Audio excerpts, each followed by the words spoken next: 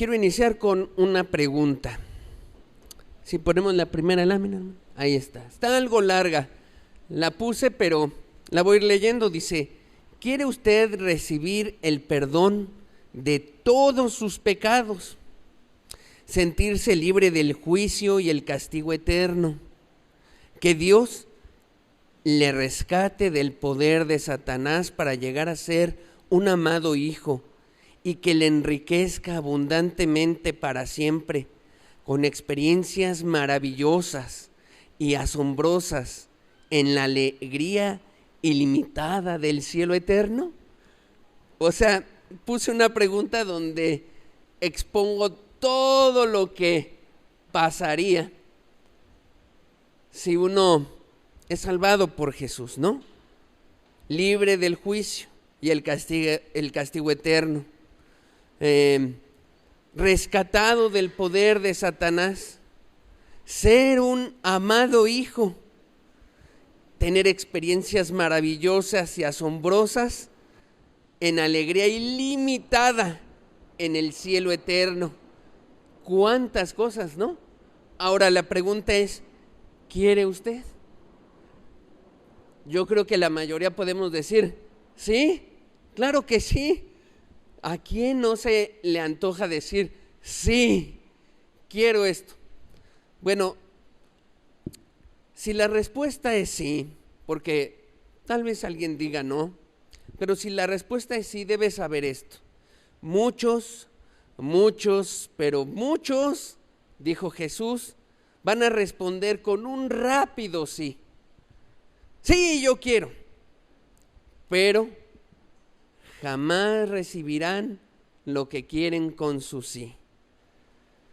Porque usted puede querer el amor de Dios, su gracia, perdón, bendición, el cielo y todo, como la bienaventuranza más indescriptible. El punto aquí sería si estamos conscientes de todo lo que eso implica. Si al decir sí, que Dios me dé todo eso, está usted consciente. Jesús lo dejó en unas parábolas muy claro cuando habló acerca de 4 terrenos.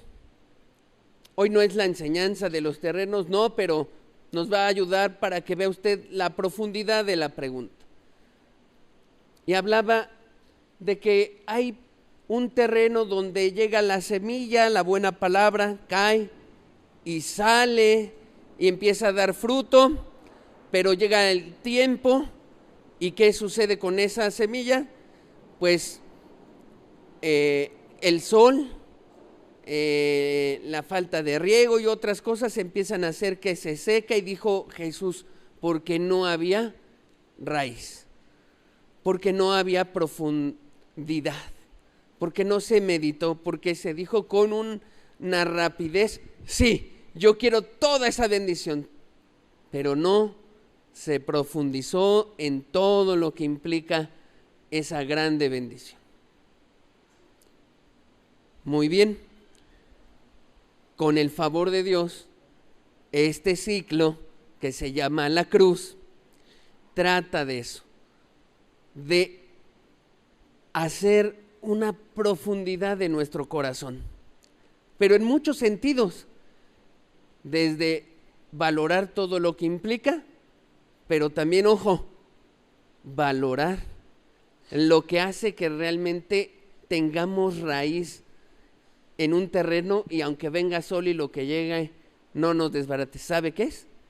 El profundo amor de Dios. Estoy convencido de una cosa. Así como meditamos tanto en el pecado y hablamos de que se trataba de pensar y meditar en su pecado, en lo que ha hecho y en lo que implicaba el arrepentimiento y que era darle vuelta a la página, repensar, estoy convencido que debemos meditar con mayor profundidad acerca del amor de Dios y lo que Él hizo y el precio. Y no nada más quedarnos con un mensaje, sino ahondar en lo más profundo, porque ahí es donde la buena semilla, la planta, la raíz, va a ser una buena raíz. No es en nuestros logros, ¿sabe? Ni en nuestras fuerzas, ni en lo que estamos dispuestos a hacer. Es en meditar día con día en el profundo amor de Dios, lo que Él hizo en la cruz. De eso se trata todas estas enseñanzas. Que Dios nos ayude y que usted tenga directamente de Dios un cambio profundo y pueda decir: puedo amar a Dios hasta la cruz porque Él me amó. Estoy convencido. Y ahora sí, diría a esa pregunta: sí, quiero el perdón de Dios. Hagamos una oración y empecemos esto. Padre, ay Señor, tantas cosas que decirte, pero quiero decir, Señor, que derrames, que tu Espíritu Santo derrame en nosotros, en nuestros corazones, amor verdadero, amor real, no sentimientos, Señor. Así como el arrepentimiento no son sentimientos, sino decisiones bien pensadas y cambio en el pensamiento. Así te pido, Señor, que transformes nuestra mente, ahora nuestros pensamientos, que transformes nuestras decisiones, conociendo cada vez a mayor profundidad el amor que tú tienes por cada uno de nosotros, Señor. El amor que tienes. Derrama ese amor, Señor. Hazlo en esta y en las que siguen y a través de los días, y cada vez que abramos la Escritura, que Cristo se ha revelado, Señor, en un amor muy grande. Eso es lo que transforma, Señor. En el nombre de Jesús. Amén.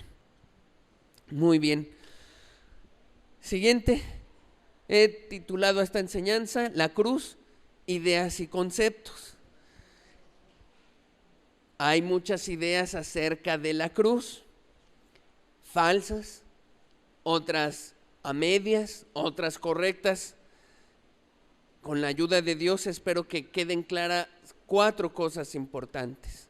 Siguiente, ahí puse 4 objetivos. El primero, que el Espíritu Santo derrame el amor de Dios en nuestros corazones, para que nuestras vidas hablen bien de Dios, para que nuestro comportamiento hable bien de Cristo.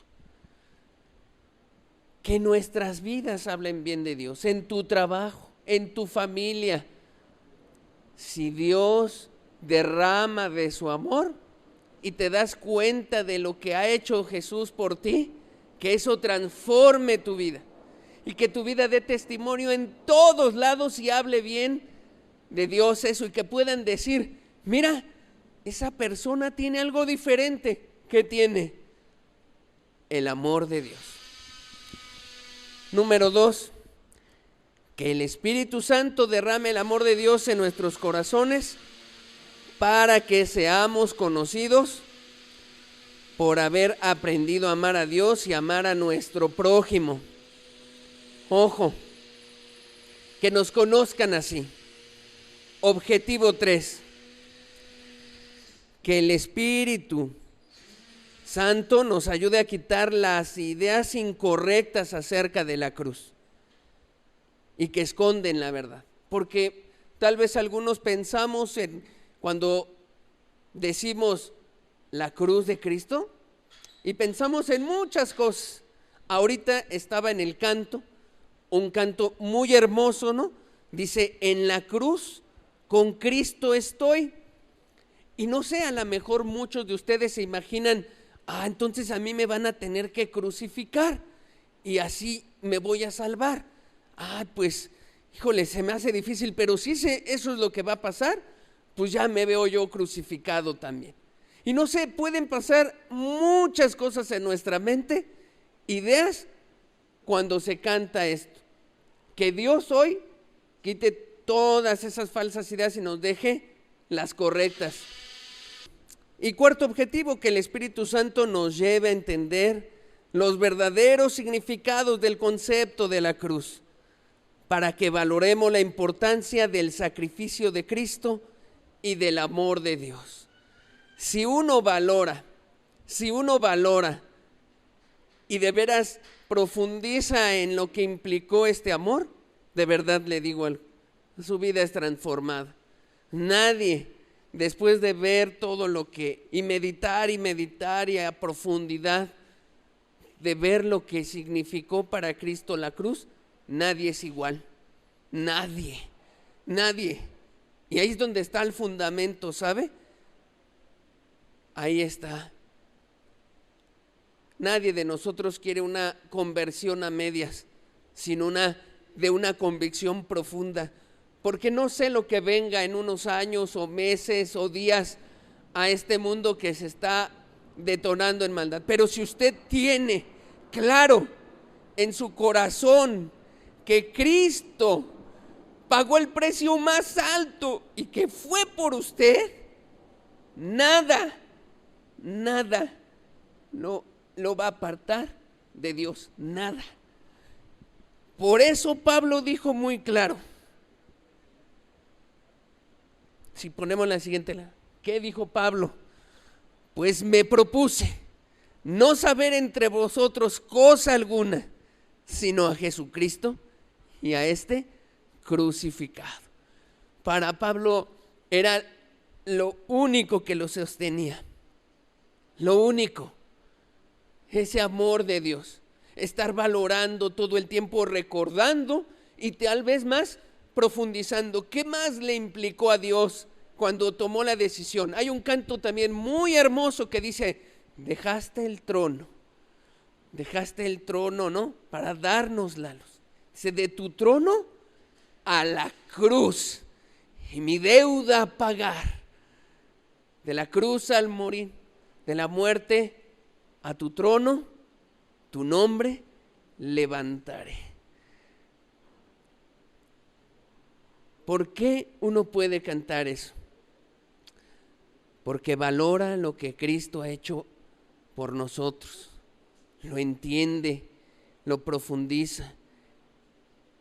Y sabe, hoy que vamos a dar este mensaje, yo mismo no solo recuerdo, sino también vuelvo a entender cosas nuevas de lo que implicó el amor de Jesús. Y eso nos renueva y nos ayuda a decir: sigamos, Cristo nos amó, nos ama y nos amará con ese amor para siempre. El cielo no es cielo por sus nubes y ángeles y todo lo glorioso, sino por estar de frente con el amor más inmenso, incomparable que pueda existir en todo el universo.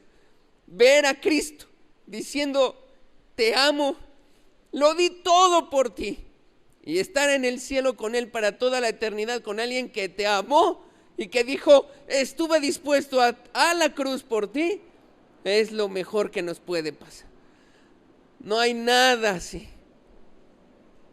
Que todo eso Dios lo vaya hablando.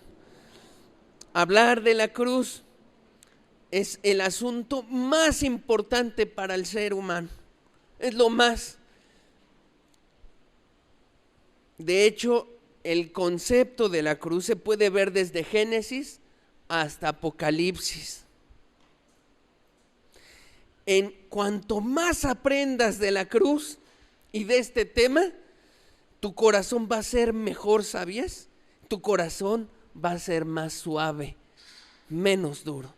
Entre más medites y tú mismo abras la Biblia y trates de encontrar la profundidad de esto, más y más vas a salir enriquecido de parte de Dios, vas a crecer espiritualmente, vas a tener un cambio, y esos pecados que a lo mejor todavía tienes y que dices: es que no los he dejado, vas entonces a decir: ya, se acabó. Si lo que necesito para tener este amor es dejar esto, voy por este amor. A mucha gente le ha pasado eso. Deja su vida de pecado totalmente por una cosa, porque Dios la trajo con un grande amor, porque logró profundizar en este tema. La cruz tiene el poder de hacer que el corazón más duro se ablande. ¿Sabías? El que está en la cárcel, el asesino más grande, el hombre que se comió a niños y a mujeres y le han predicado la cruz y ha profundizado en lo más hondo de su ser, donde lo único que encuentra es el egoísmo vivo del ser humano y la obra de Satanás ahí, y ha podido profundizar en el amor de Dios y en lo que hizo. Y la cruz, ¿sabe qué pasa? Revienta ese corazón duro y es transformado. Y ese hombre que a lo mejor hizo tanto mal se convierte en una nueva persona por una cosa: entendió ese profundo amor. Amado, no es de sentimientos estos mensajes. Otra vez se trata de pensar. Y así como le dedicaste tiempo a pensar en toda tu lista de pecados, ahora yo invito a que mientras vas por la calle, regresas, vas a tu trabajo, viajes, ahora empieces a pensar en una nueva cosa. ¿Qué tanto es el amor de Dios? ¿Qué implicó? ¿Qué es la cruz? ¿Por qué tuvo Dios que pagar tanto por mí? Y que eso nos lleve a la profunda transformación. Reflexionar en todo esto nos va a hacer mucho bien, mucho bien. ¿Qué dicen las Escrituras acerca de la cruz? Porque se dice esa palabra y te digo, podemos imaginar varias cosas. Muy bien, la cruz en las Escrituras. Vamos a ver qué dice. Número 1. En la Biblia tú puedes encontrar que cuando se habla acerca de la cruz, se habla como un instrumento de tortura y muerte. ¿Sí? Eso es real. Así sucedió con Jesús. Tú lees en los evangelios y cuando decía que lo iban a llevar a la cruz a él, lo iban a llevar a un instrumento de tortura y muerte. Un instrumento que se usaba para los peores criminales de aquellos tiempos. Y no era cualquier cosa. Hoy no es el estudio, pero vamos a hablar de eso para que tú veas ese instrumento de tortura y todo lo que implicó.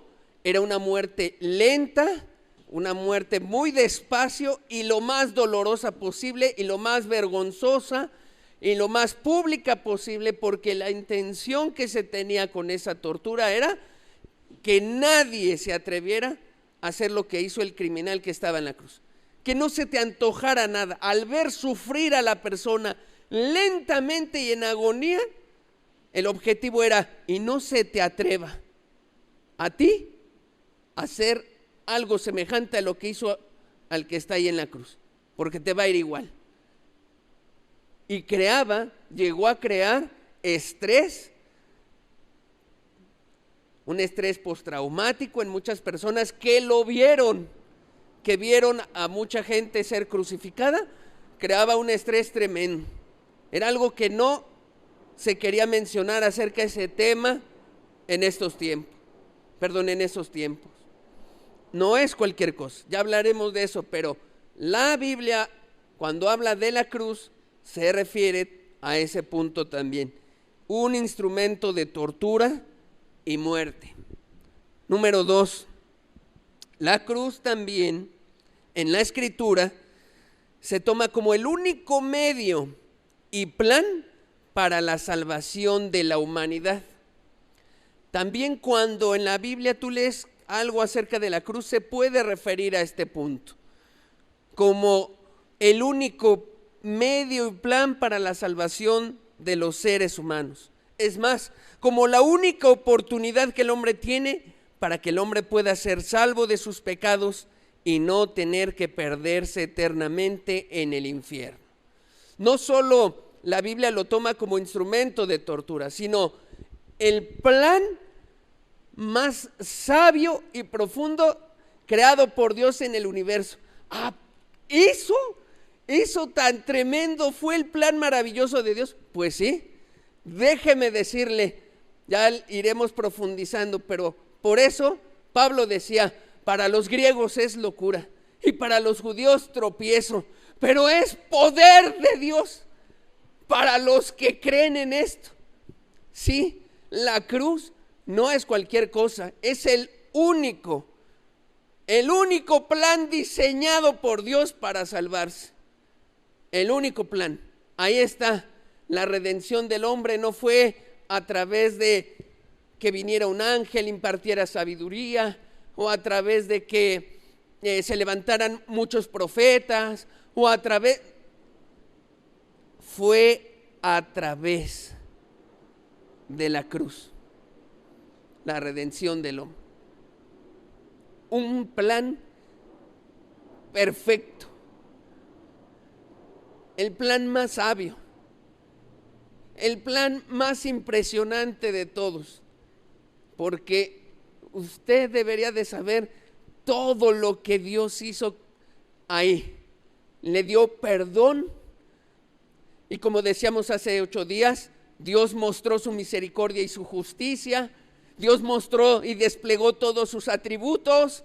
Dios mostró su santidad ahí en la cruz. Dios dio perdón a toda la humanidad de pecados. Pero no solo eso, y Dios transformó al ser humano de ser un egoísta, pecador, a ser una persona nueva, diferente, para amarla. Y muchas cosas más que uno va descubriendo a través de esa sed que tiene uno de Dios y de decir, muéstrame más de esto. Por eso Pablo decía, es que en eso está la vida y nada más quiero saber esto, todo lo que implica la cruz. Hay teólogos que han dicho, no me alcanzaría la vida a escribir y escribir y escribir y escribir acerca de este tema y de todo lo que implica esto. Estoy de acuerdo. Hay tanto que decir, tanto que profundizar. No creo que nos alcance aquí. Quizá en la eternidad empezaremos, ¿no?, con los milenios y milenios de tiempos a ir entendiendo todo lo que implicaba ese plan de Dios maestro para estar aquí, para llegar al cielo con Él. La cruz de Cristo. Dice 1 Corintios 1:18 para respaldar esta parte. Aquí va a hablar de la cruz como el único medio de salvación. Dice Pablo, porque la palabra de la cruz es locura a los que se pierden, pero a los que se salvan, esto es a nosotros, es poder de Dios. Pues está escrito, destruiré la sabiduría de los sabios y desecharé el entendimiento de los entendidos. Como que Dios dijo, yo voy a hacer algo diferente. Yo no voy a salvar al ser humano de una manera normal, natural. Voy a hacer un plan que para muchos será locura, pero es perfecto, sabio en todo. Verso 20, ¿dónde está el sabio? ¿Dónde está el escriba? ¿Dónde está el disputador de este siglo? ¿No ha enloquecido Dios la sabiduría del mundo? Pues ya que en la sabiduría de Dios el mundo no conoció a Dios mediante la sabiduría, agradó a Dios salvar a los creyentes por la locura de la predicación. Verso 22, porque los judíos piden señales y los griegos buscan sabiduría, pero nosotros predicamos a Cristo crucificado, para los judíos ciertamente tropezadero y para los gentiles locura, mas para los llamados, así judíos como griegos, Cristo, poder de Dios y sabiduría de Dios. Qué versículo más fuerte. Yo te invito a que no te quedes solo con esta lectura en casa, vuélvelo a leer y eso. Vamos a dar una explicación no tan profunda para llegar a nuestros objetivos, pero déjame decirte un poco acerca de ese. ¿Por qué para un griego esto era una locura? Porque imagínate que Pablo o cualquier discípulo les decía a las personas, es que mira, Dios, para que te transforme, tuvo que morir en la cruz. El Salvador y Rey fue llevado a la cruz. Entonces imagínate un griego pensando en eso, diciendo, ¿y quién lo mató? Y a lo mejor dirán, pues el Imperio Romano, o fue este, y a lo mejor ahí se quedaban ahí. Y la conclusión era, ¿me estás diciendo que debo de creer en una persona que era tu líder y que terminó deshecho por los romanos y fue llevado a la cruz, que lo golpearon, lo deshicieron y que se murió? No, pero espera, es que resucitó. No, discúlpame. Lo que yo veo es que tu líder terminó mal. Y además, yo no quiero que me pase lo que a tu líder. Es más, te pregunto, ¿hay la probabilidad de que me pase lo que a tu líder? Sí. Gracias. No me interesa ese plan. Ciertamente, para los griegos era locura. ¿Quién en su sano juicio dice, me voy a unir a un grupo de personas donde el líder lo mataron, lo despellejaron, lo deshicieron, hicieron con él todo lo que quisieron y además me espera lo mismo? Tú estás en una secta, amigo, te van a decir, tú estás en una secta, estás loco, ni creas que me voy a unir. Ve, para los griegos, locura de esto. Para los judíos, ¿qué era? ¿Me dices que el Mesías, el Salvador, es ese que está en el madero? Pero si Moisés dejó claro que maldito el que esté en un madero, y que todo aquel hombre que iba a ser colgado en un madero iba a ser maldito. ¿Quieres yo, judío, hijo de Abraham, que ponga mi confianza en ese maldito? Así lo decían. Se oye fuerte, pero es que eso era un tropezadero. O sea, ¿cómo crees? O sea, estás mal. Es antiescritural. No lo voy a hacer. Y fue para los judíos tropezadero. ¿Se da cuenta? No es cualquier cosa esto. Pero este versículo, Pablo lo termina con mucha fuerza, ¿no? Mas para los llamados, judíos o griegos, Cristo es poder de Dios y sabiduría de Dios. Para aquellos que pueden entender que era necesario así, que Dios no se equivocó, que Dios no fue vencido, que no era Dios derrotado por el Imperio Romano, ni por demonios, ni Satanás, que Dios lo trazó así porque era el plan más sabio y que era el poder para redimir al ser humano. No solo para perdón de pecados, sino para quitarle ese corazón de piedra y duro y para mostrarle, y a través de un amor tan grande, cambiar al ser humano. Para los llamados, Cristo es poder de Dios y sabiduría de Dios. Y no hay otra cosa, amigo, en la que uno puede descansar de verdad. No hay ninguna otra cosa que de veras dé paz y quietud a los pecados que uno cometió. No hay otra cosa que traiga más esperanza.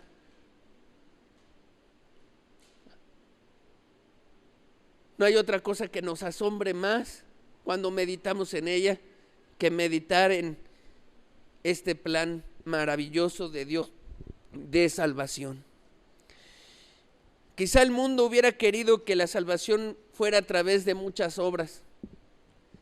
Quizá el mundo diría, dime qué hago. me voy de rodillas, camino 30 kilómetros de aquí a una capilla, basílica, me azoto. ¿Qué hago? Quizá el mundo decía, muchas obras que Dios nos deje y las hacemos. Y Dios dijo, no, mi plan es más sencillo. Solo tienes que creer en este profundo amor, en que te amo. Eso es todo. Te amo. Créelo. ¿Nada más es eso? Sí. Profundiza en este amor. No para que me des una respuesta hoy y digas, sí, acepto. No. No para que digas hoy en tu corazón, sí, acepto a Cristo en mi corazón. No. Profundiza en esto, en este amor, en lo que hizo Dios por ti. Primera de Corintios 1:18 otra vez dice, porque la palabra de la cruz es locura a los que se pierden, pero a los que se salvan, esto es a nosotros, es poder de Dios, es justicia de Dios, es misericordia de Dios, es sabiduría y poder de Dios para nosotros. Esa cruz es también el plan único de salvación de Dios. Ya dijimos la vez pasada, es el lugar donde la misericordia y la justicia se intersectan, ¿no? Se cruzan. Qué enorme. Poder, justicia, misericordia, sabiduría, paz, todo en ese momento. Por eso Jesús dijo, consumado es. El plan perfecto creado desde no sé qué momento del universo, ¿no? En el Padre, el Hijo y la tercera persona, cuando diseñaron este plan para ti y para mí, en ese momento Jesús podía decir, consumado es. El plan único y perfecto se ha consumado. Y murió. Y entregando el Espíritu, murió Jesús. Eso es poder, justicia, misericordia, sabiduría y mucho más de Dios. ¿Qué más?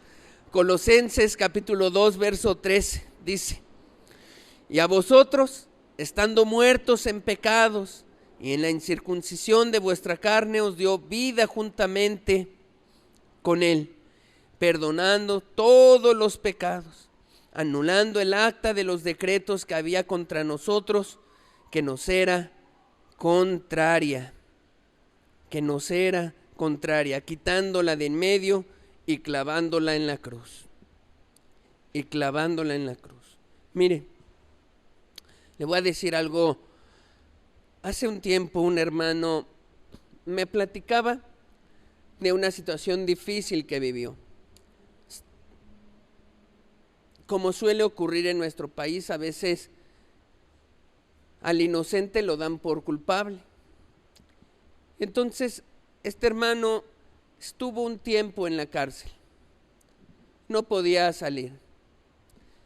Me decía que dentro soñaba, que a veces soñaba que era libre. Entonces, despertaba y ya era libre. Estaba caminando y todo y decía que es libertad, y de repente sonaban la reja y despertaba como de su segundo sueño y se daba cuenta que estaba todavía en la cárcel. Era muy tremendo porque ¿sabe lo que es que tú despiertas de un sueño que tú piensas que ya es la realidad y que eres libre y luego despiertas al siguiente y te das cuenta que no era así? Es un estrés tremendo y profundo, un estrés traumático. Dice que cuando por fin fue libre, pegó su acta en su casa, que decía ahí, libre ya eres. Y entonces cada vez que tenía esos sobresaltos o recuerdos tan profundos, decir, veía esa hoja y lo animaba, decía, y la agarraba, ¿no? La sentía y decía, es realidad, estoy libre, es un hecho, no estoy dormido. Bueno, le narro esto como una figura de algo. No es malo, ¿sabe? Si usted pone estos versículos que estoy leyendo y los coloca ahí en la pared, en un platito, en una taza, o así en su pared y los escribe. Y usted lee estos versículos, ¿no? Y a vosotros, estando muertos en pecados, y en la incircuncisión de vuestra carne os dio vida juntamente con él, perdonándoos todos los pecados.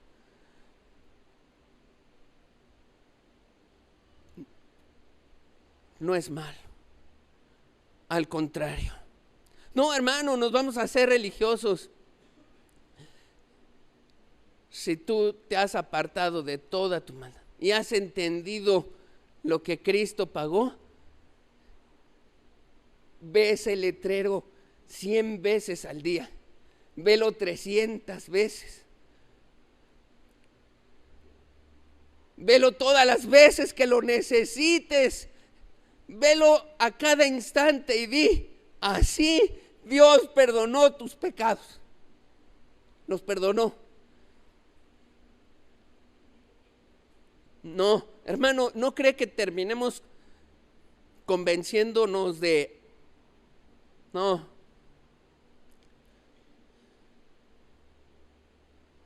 El que es genuino, el que se ha apartado, el que ya no quiere esta vida, el que clama a Dios por una oportunidad, léalo las veces que quiera. Y que cada vez Dios te diga, te amo, te amo. Y no es un sentimiento lo que tuvo Dios, no sintió. Dios no sintió amarnos, Dios hizo concreto su amor, lo llevó hasta lo más profundo. Léalo las veces que quiera, créalo de verdad y diga, no estoy soñando. Ahí lo dice con mucha claridad. Y vosotros, estando muertos en pecados, os dio vida, anulando el acta en la cruz. ¿Qué más? Número 3, ¿de qué otra forma aborda la Escritura la cruz? La cruz en el Nuevo Testamento también se refiere a un estado espiritual. Entonces, fíjate, es un instrumento de tortura, ¿sí? 2, es un plan de salvación, ya lo vimos como de hecho, para griegos es locura, para judíos es tropezadero, pero para unos es la oportunidad, pero también es un estado espiritual real del cristiano, mientras vive en este mundo. Es decir, para un cristiano, alguien que ya fue a la cruz y que sus pecados fueron perdonados, ahora hay un estado espiritual de ese cristiano y que vive continuamente. ¿Cómo vive? Así como estaba el canto. Por eso, qué bueno que estaba ese canto. Leo otra vez donde dice, en la cruz con Cristo estoy, y ya no vivo yo, Cristo vive ahora en mí. ¿A qué se refiere esa frase?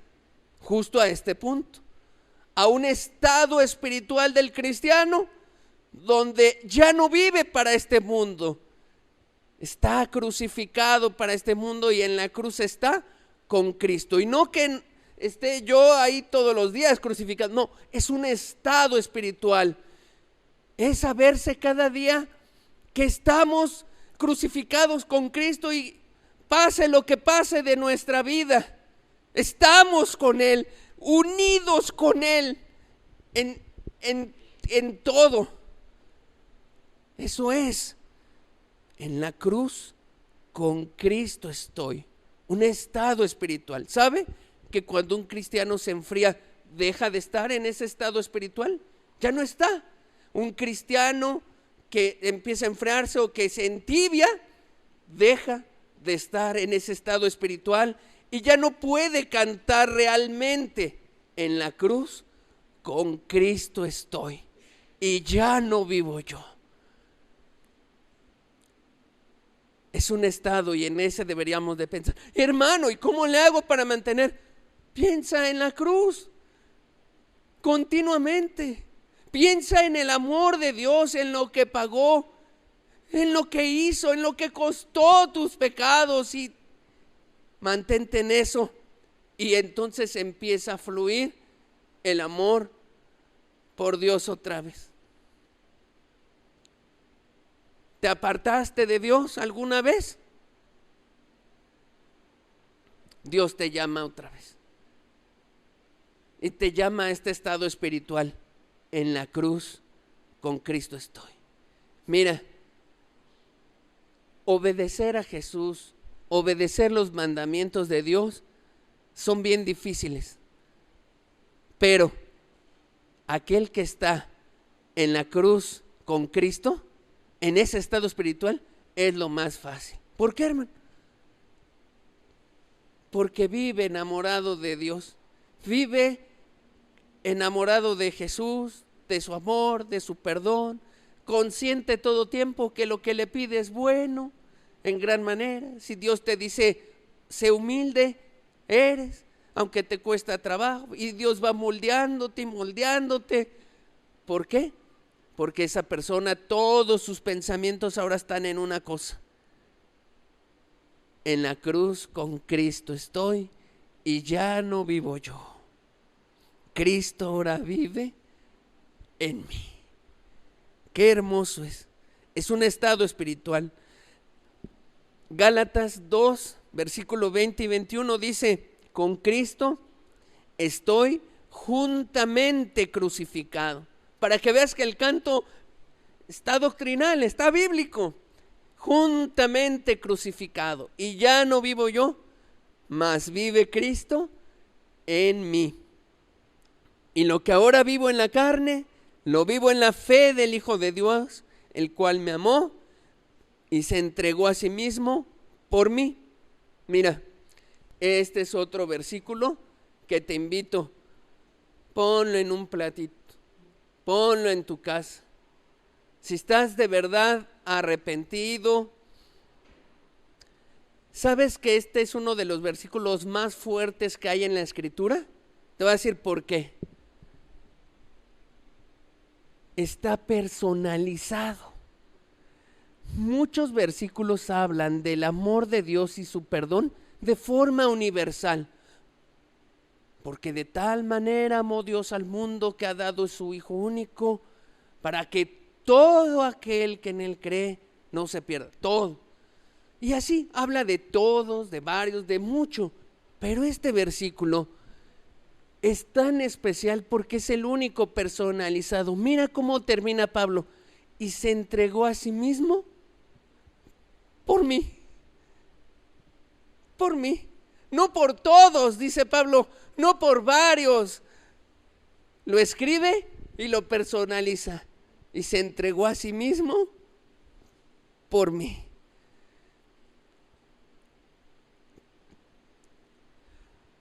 Qué enorme está ese versículo. No hay muchos que te encuentres así, No hay muchos que están así de personalizados para decir, es para mí. Cristo se entregó por mí. Ahí lo dice. Ahí podemos cambiarle el por mí, ponerle tu nombre. Ahora, fíjate, mucha gente creo que ha leído solo esas palabras del final mayúsculas, solo las lee en su platito, en su tacita, en su pergamino que cuelgan en las paredes, solo lee esas últimas. Jesús murió por mí, pero se le olvida que las primeras también están. Con Cristo estoy juntamente crucificado. Si tú puedes decir lo mismo que Pablo, aquí viene la parte importante. Si tú puedes decir, yo he crucificado al mundo, con Cristo estoy juntamente crucificado, ya no vivo yo, ahora Él es mi Señor. Si tú puedes decir lo que dice al principio y lo lees en tu platito todos los días y dices, amén, Señor, y cuando tú me has dicho, haz esto, haz aquello, lo he hecho porque estoy crucificado para el mundo, entonces tú puedes leer y es para ti la segunda parte.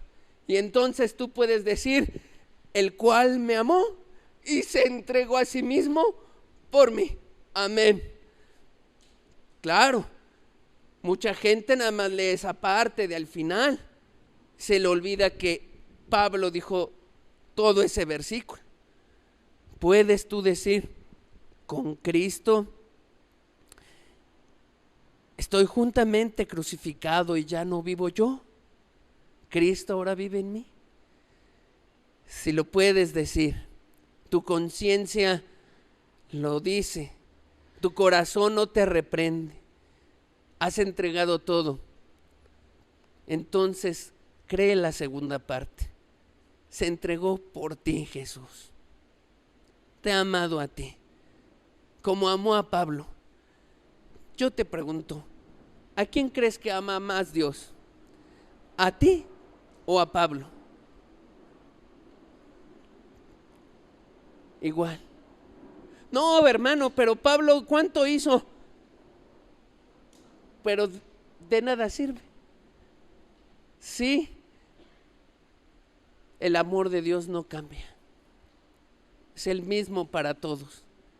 Se entregó por ti y por mí. Ahí está. Yo los invito a que pongan su versículo en su casa y que lo lean completo, ¿no?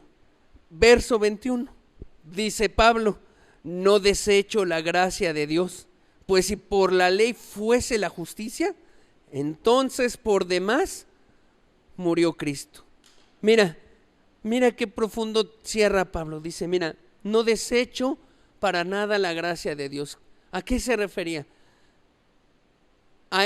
No merecía yo que Jesús muriera por mí. No merecía.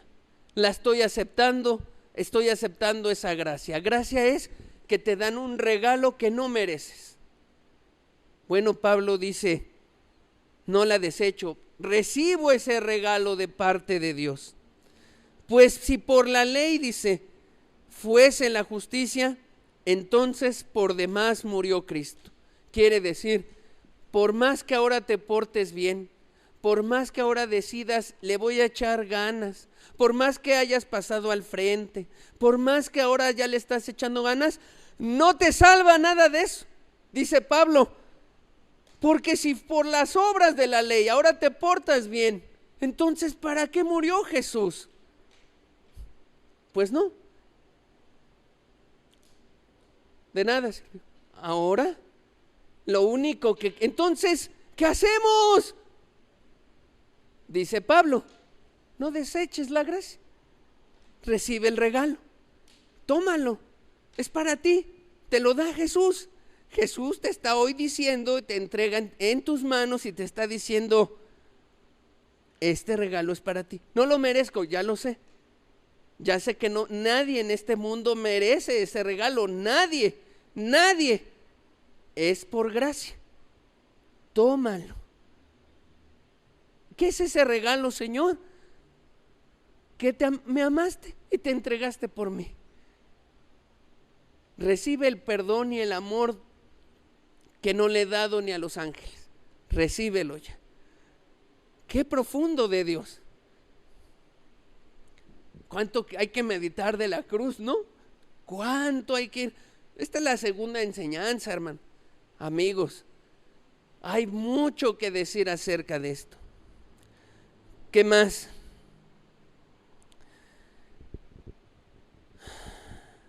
Gálatas 6:14 dice, pero lejos, dice Pablo, mira, lejos esté de mí gloriarme, sino en la cruz de nuestro Señor Jesucristo, por quien el mundo me es crucificado a mí y yo al mundo. Ahí está, lo dice muy claro Pablo.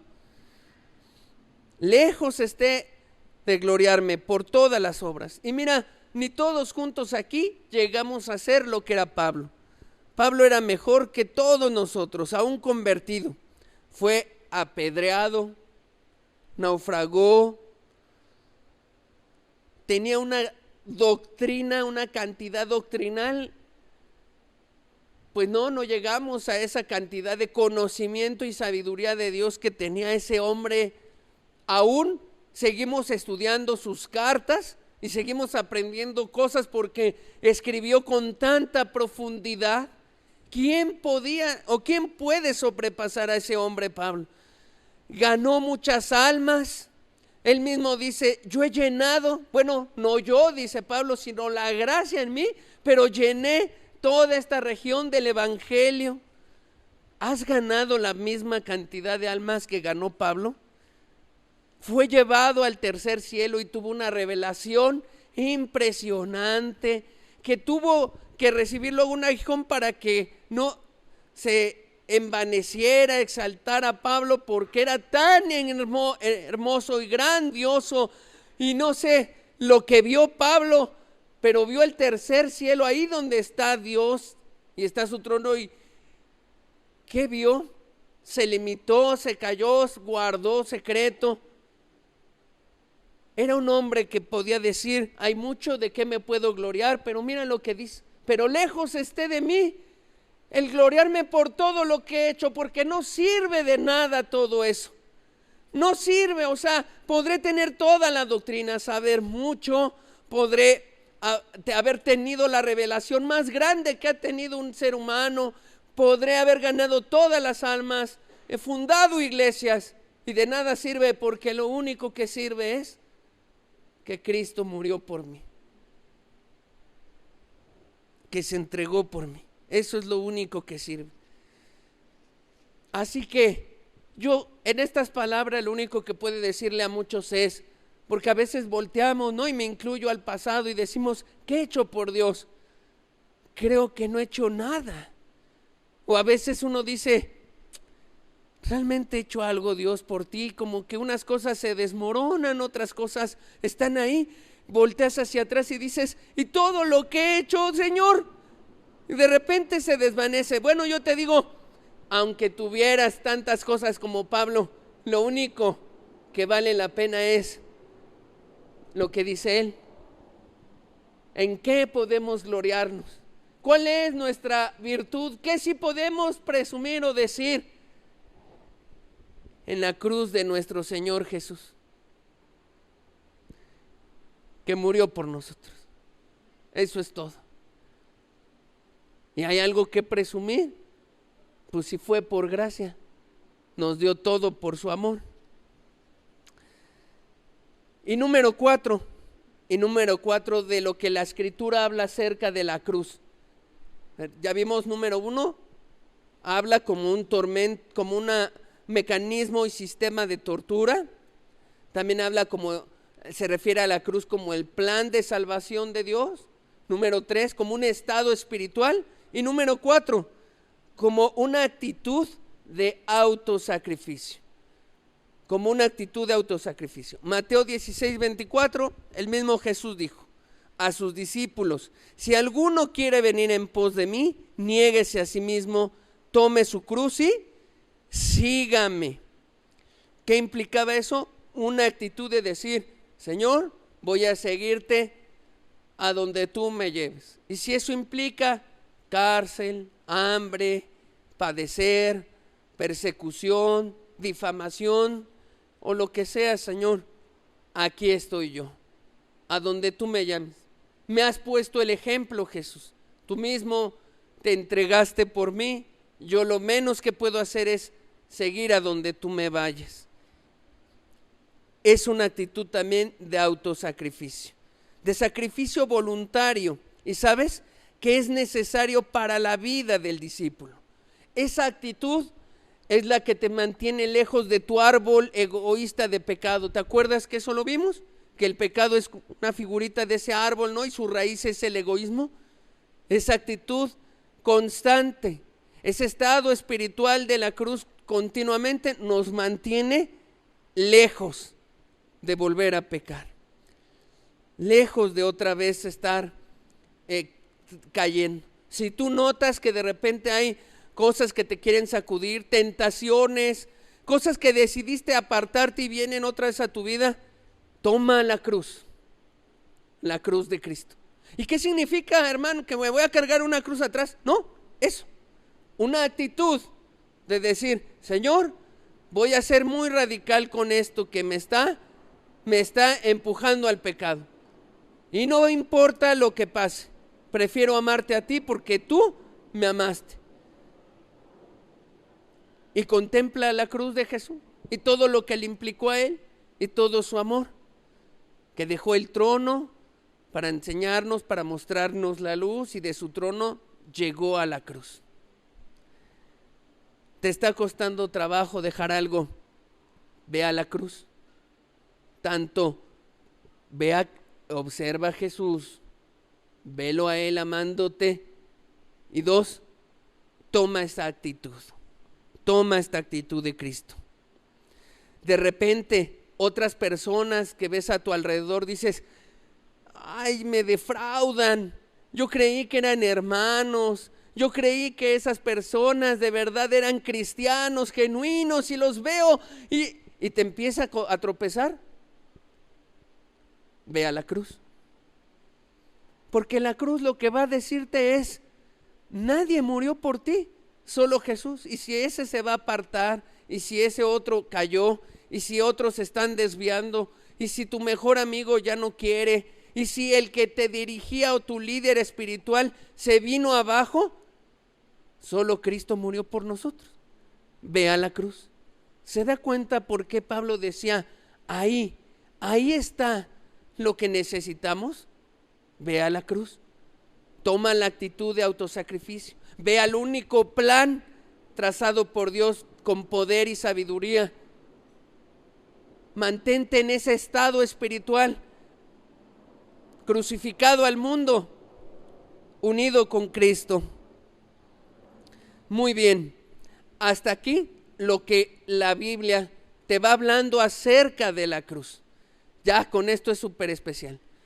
Pero ahora brevemente quiero quitar ideas falsas de lo que la gente piensa acerca de la cruz. Por si de repente esa idea se tiene, la desechemos, ¿no?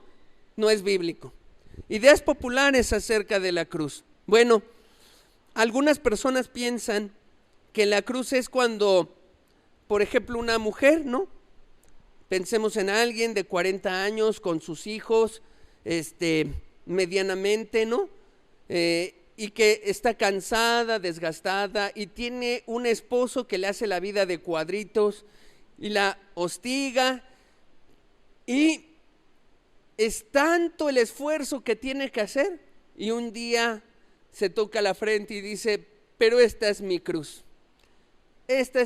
y la tengo que pagar. No, eso no es la cruz. Pero mucha gente piensa así, que todo el esfuerzo y el amor que tenemos que dar cada día a nuestro prójimo, la gente dice, eso es la cruz. No, eso es amar a nuestro prójimo y cumplir. La cruz es una actitud de autosacrificio, de estar dispuesto a todo por Jesús. Y esta es una actitud que se mantiene todos los días. Es un estado espiritual, ya dijimos, un estado espiritual donde uno rechaza al mundo. Pase lo que pase ahí, está crucificado con Jesús, unido a Jesús. Es su Señor y Salvador. Eso es. Pero no es todos los días. Si no, mucha gente diría, ¿a dónde vas? A tomar la cruz. ¿Cómo? Sí, a mi trabajo. Eso es la cruz de cada uno. No, eso no es. Es nuestra obligación, ¿no? trabajar, es nuestra obligación, hay que ir, trabajar, obtener los recursos para sostener a nuestra familia. ¿Qué otra cosa piensa la gente que es la cruz? Confunde las consecuencias de una vida de pecado con tomar la cruz. Cuando alguien, por ejemplo, fue un despilfarrador, borracho, no ahorró y ahora sufre muchas cosas, de repente uno dice, no, pero pues esta es mi cruz, es lo que Dios me asignó y pues no, tú tienes la casa que tienes, el coche que tienes, todo eso, ¿por qué? Pues porque así te administraste, así hiciste, así viviste tu vida, la dirigiste, porque tu pecado también te llevó a muchas malas decisiones y ahora estas son las consecuencias. Eso no es la cruz de Cristo, eso no es la cruz. Son las decisiones, las consecuencias más bien de malas decisiones por una vida de pecado, por una vida de maldad. Tomar la cruz es, insisto, una actitud de sacrificio. Cuando tenga que pasar algo, primero está Dios y amarlo a Él, porque Él nos amó primero. ¿Qué más? ¿Qué otra idea falsa hay? Otras personas piensan o dicen, la cruz es la imagen de un crucifijo muy grande que tengo en mi casa o que tengo en algún lugar. Dicen, pues eso debe, cuando aquí se dice que la cruz es que tengo que llegar a abrazar a mi crucifijo, ¿no? Y ahí es ser devoto. No, eso no es la cruz de Cristo, no es bíblico. Otros piensan, y aquí hasta digo algunas denominaciones cristianas, piensan que la cruz es una crucecita pequeñita que llevan como collar, ¿no? Y que tienen aquí chiquita, que se ve bonita y que cada vez que se predica de la cruz, la gente mete su mano, acaricia esa pequeña cruz, ¿no? Y dice, yo llevo la cruz de Cristo siempre. ¿Y qué dice la persona? Y recuerda, ya dijo el ministro que predica, ya dijo que hay que meditar en la cruz. Sí. Entonces están con la crucecita y recuerdan, cuando le pedí que me ayudara con ese pago, me ayudó. Cuando le pedí que estaba en problemas económicos, pues una persona dejó su billetera y me la quedé y Dios me ayudó.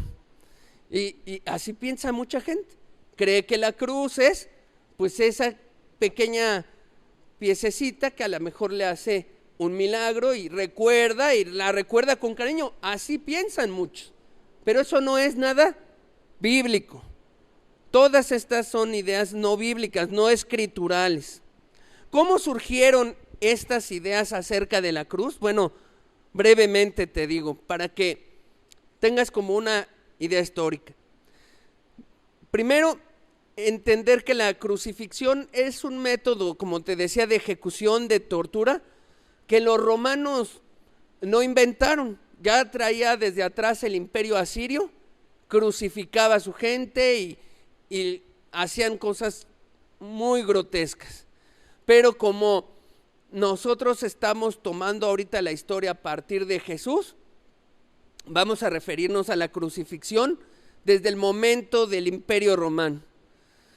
Era una muerte por agotamiento físico, por asfixia. Fue utilizado ampliamente por la antigua Roma y en culturas vecinas del Mediterráneo.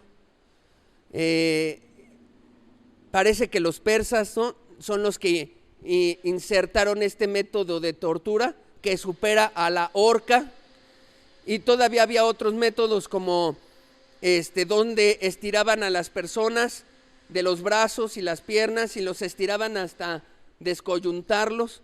Pero el método de la cruz ha sido a través de la historia como de los más terribles, horribles,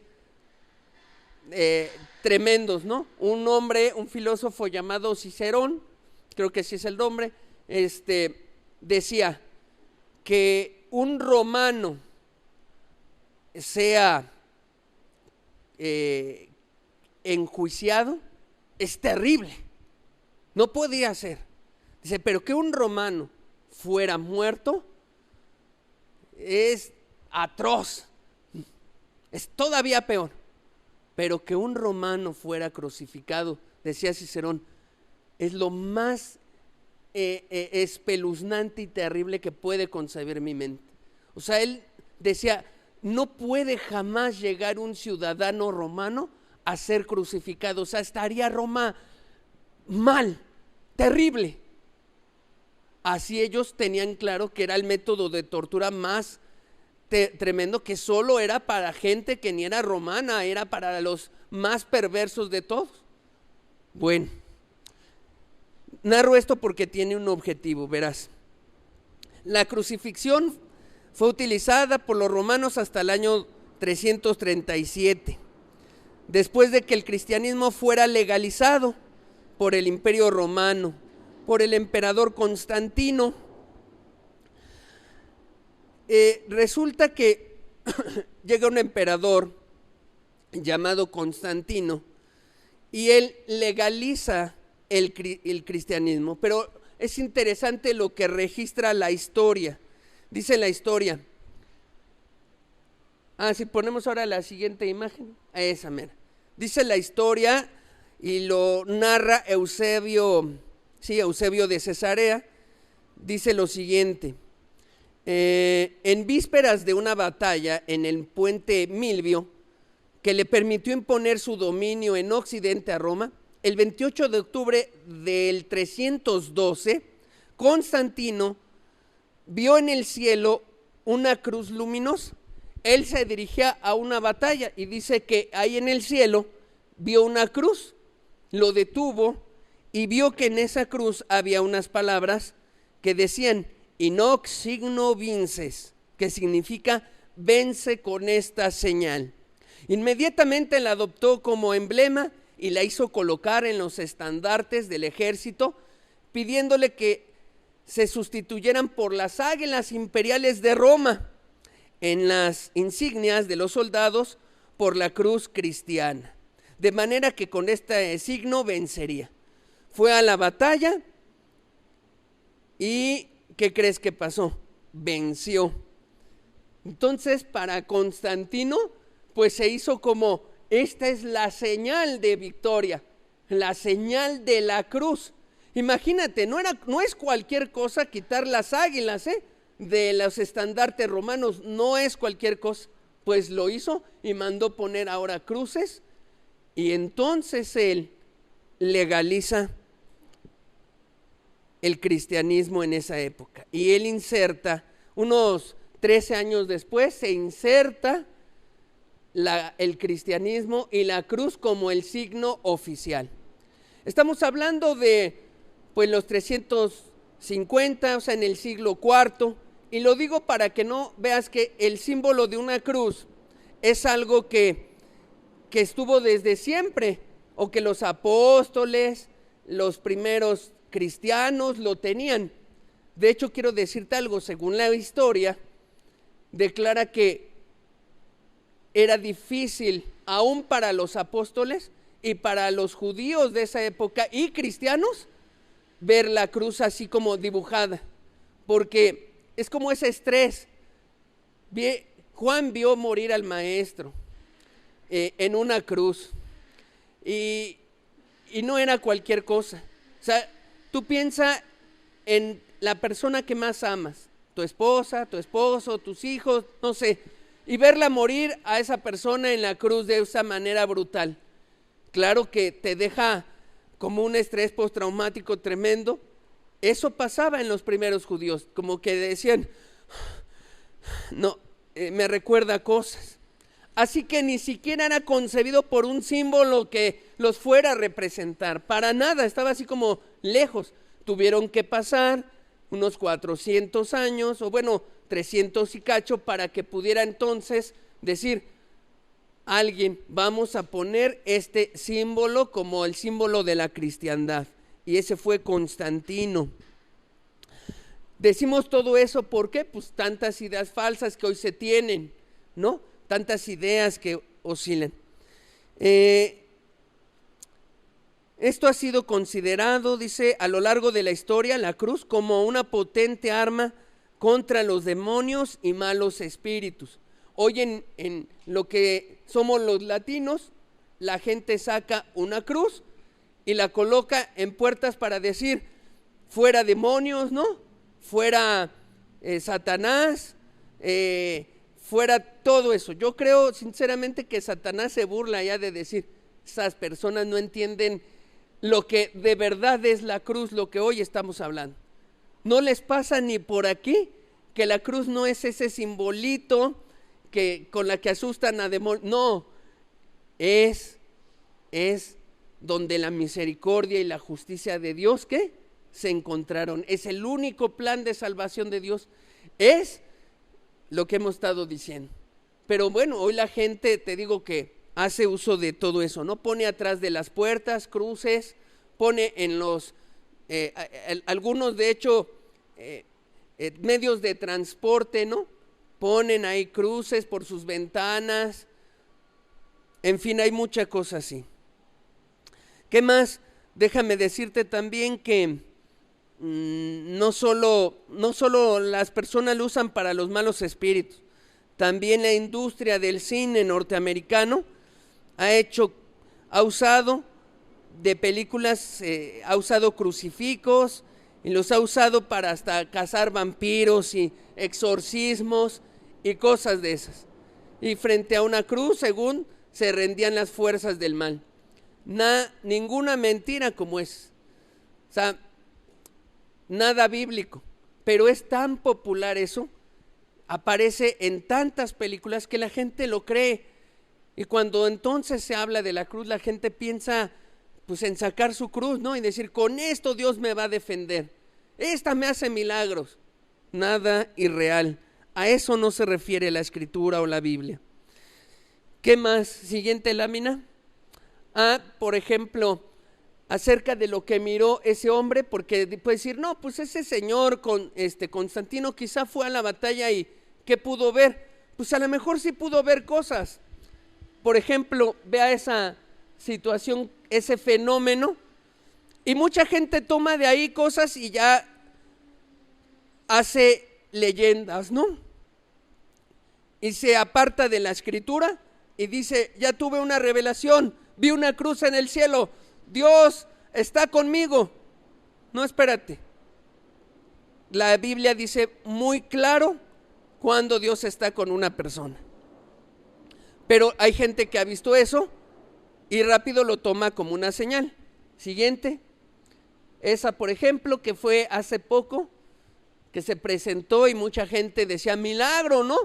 Dios nos presentó una cruz en el cielo y bueno, sí, tal vez se formó, ahí está la foto, no es un montaje, apareció en las noticias y fue un reportaje, pero ¿es eso a lo que se refiere la Biblia cuando habla acerca de la cruz?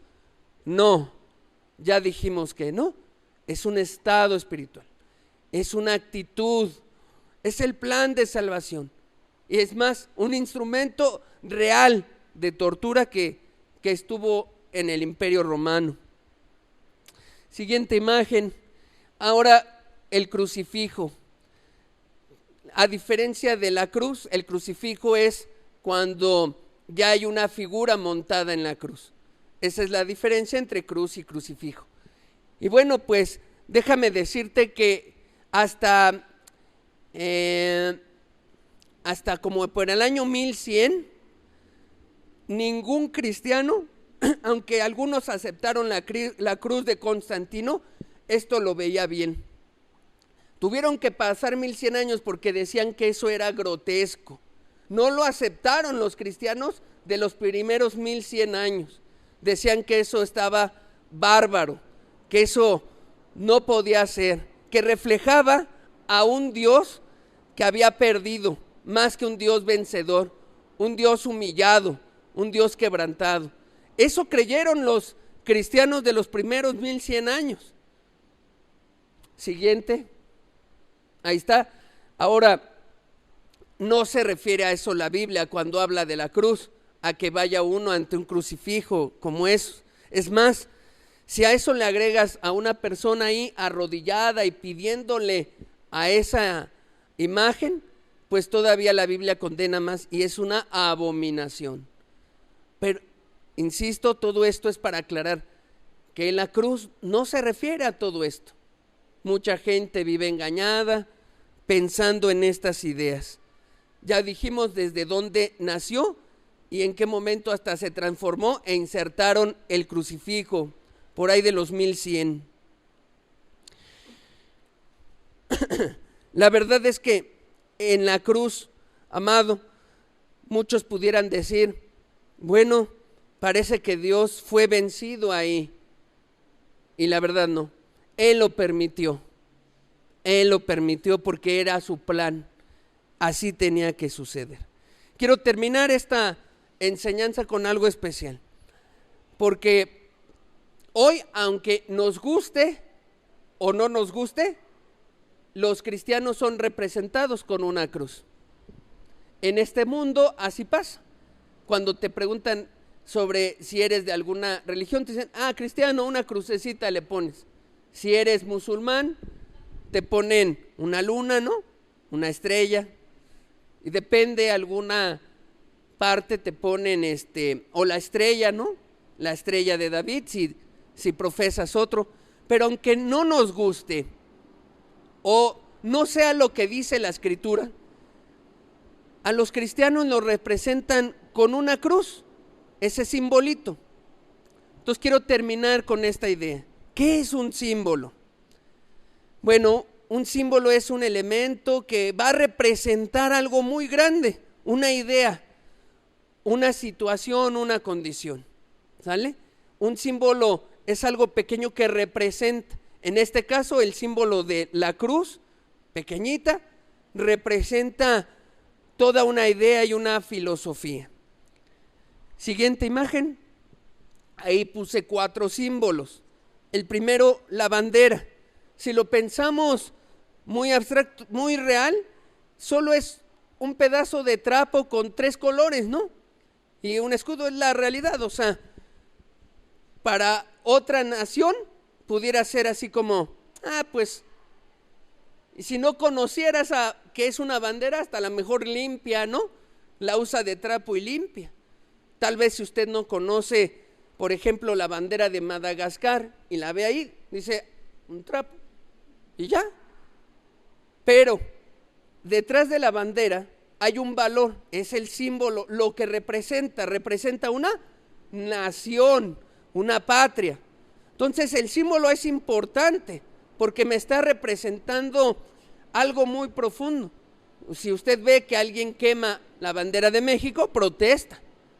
O si quemamos la bandera de Cuba, ¿no? Se protesta o se dice, oye, ¿por qué haces eso? Esa es la verdad. El símbolo que está al lado derecho de la bandera también representa toda una idea.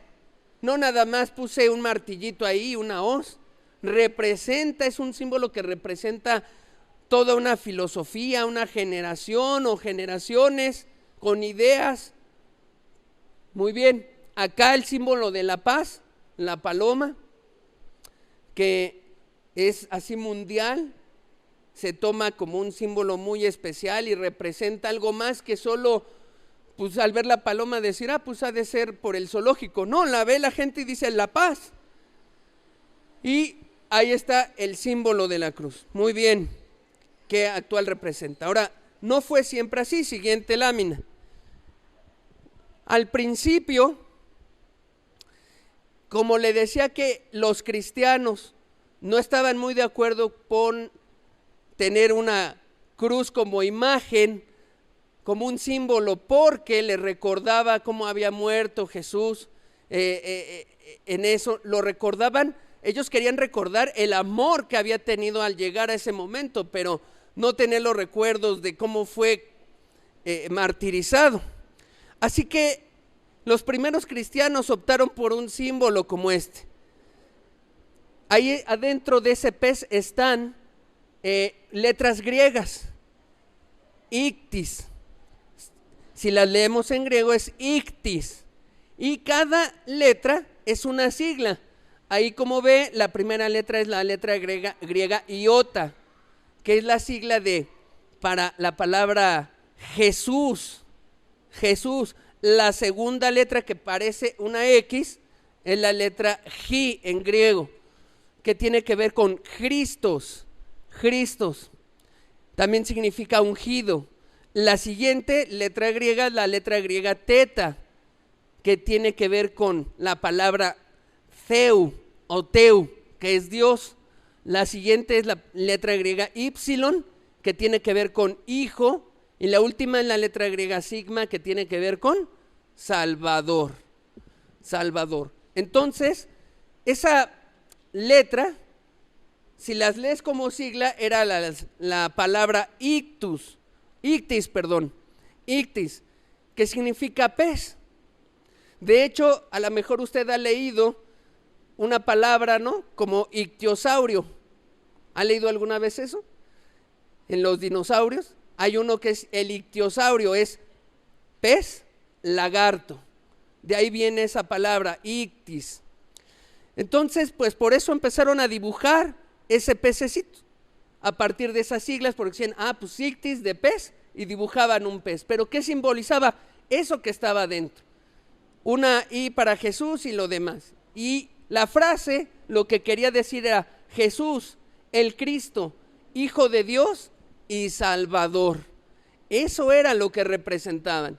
Jesús, el Cristo, Hijo de Dios y Salvador.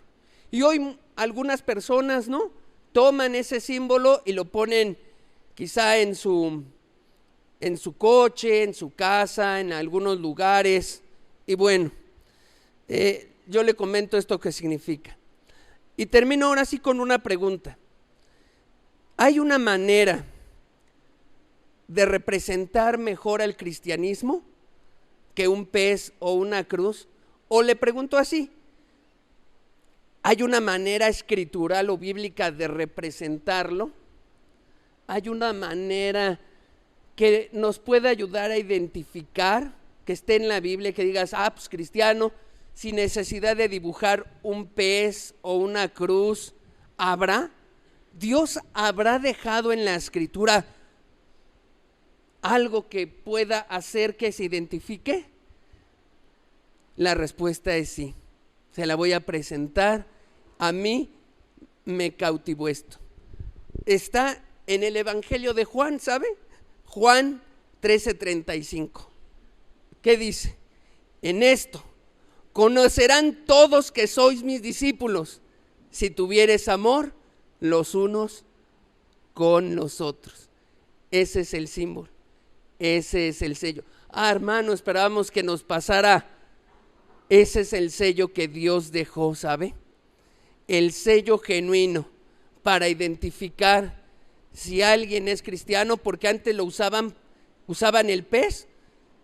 Uno hacía una línea curva y el otro, si la completaba y formaba el pez, decía, es cristiano, no me va a delatar ante el Imperio Romano.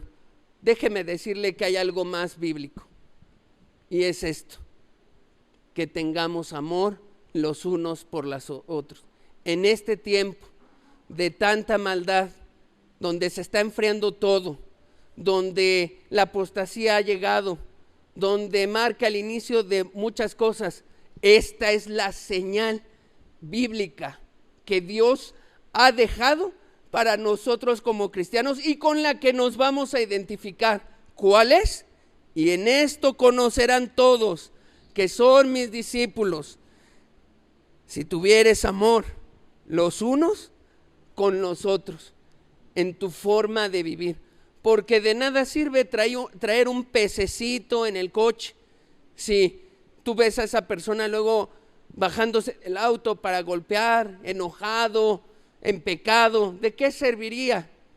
¿De qué serviría tener una cruz en tu casa, una cruz pequeñita, si no está el amor que Dios dijo? Esta es la señal, el símbolo real, el amor con el que te vas a conducir.